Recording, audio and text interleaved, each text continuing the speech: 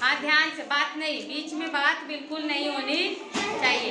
अभी तो आप लोग कॉपी पेन अपना रोकिए, पेन चलाना बंद करिए सब लोग। अभी लिखना अभी समझाए थे कि जब बोलेंगे तब लिखना, ठीक। अभी आप लोग इसको समझ लीजिए, समझना बहुत जरूरी है। हम हिंदी व्याकरण के अंतर्गत आज समास पढ़ेंगे, ठीक है।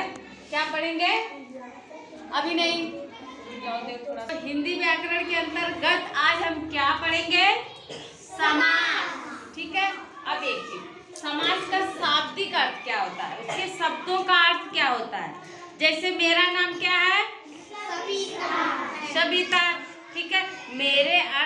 मेरे नाम का भी अर्थ है सविता। मिस सविता जो है क्या पर्यायवाची है, किसका? सूर्य का, ठीक है।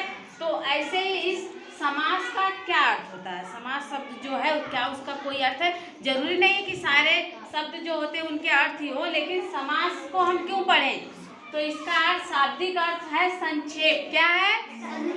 संक्षेप। और यह दो शब्दों से मिलके बना है। किससे? दो शब्दों से मिलके बना है। कैसे? मिलके। जैसे पहला शब्द है सम, दूसरा शब्द है आस। शोर हो रहा है बेटा। पहला शब्द है दूसरा शब्द है आस। सम का मतलब होता है पास। क्या? पास। और आस का मतलब होता है रखना। आस मिस जैसे हम नहीं कहते बहुत आस थी आपसे, बहुत उम्मीद थी कि आप पढ़ने में बहुत तेज है और आपका नंबर कम आया।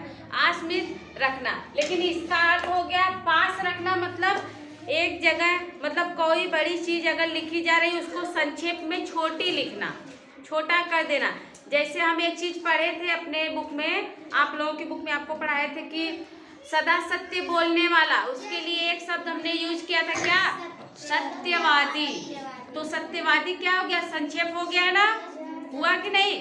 और नहीं तो उसको हम लिखेंगे क्या? सदा सत्य बोलने वाला व्यक्ति। ऐसे लिखेंगे तभी तो समझ में आएगा।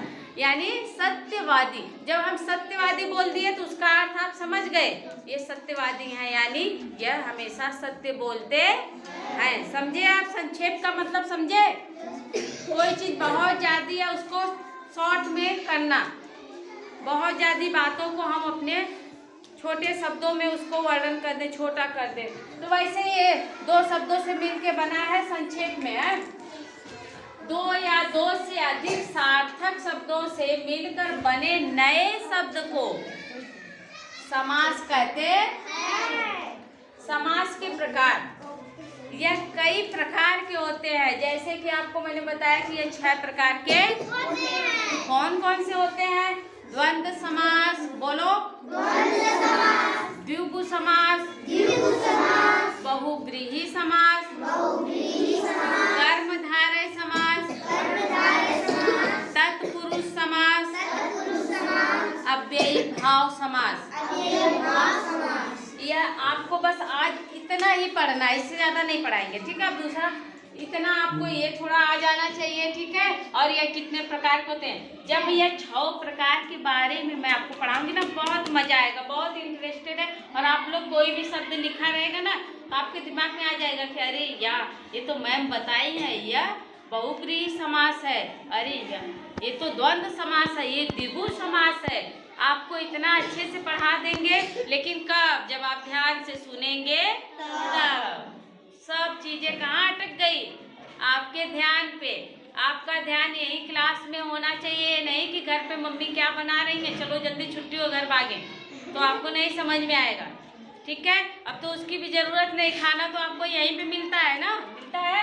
तो ये बताइए आप कितने लोगों को यह समझ में आया? समझ में आया? अभी आप एक बार इसको याद, पहले तो आप साफ साफ इसको सही सही नोट करेंगे, सही सही, ठीक। भले टाइम लगे लेकिन आराम से, जैसे मैंने भी तो आराम से लिखा ना, तो आप भी आराम से इसको नोट करेंगे, फिर उसको 2-3 बार दोहरा लेंगे, याद हो जाएगा।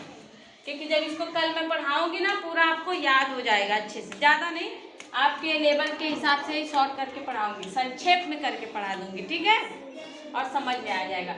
फिर जो आपकी बुक में दिया उसको बताऊंगी कि यह क्यों दिया। बस एग्जाम्पल आपकी बुक में दिया है तो आप उस एग्जाम्पल को खुद ही सॉल्व कर लेंगे ना।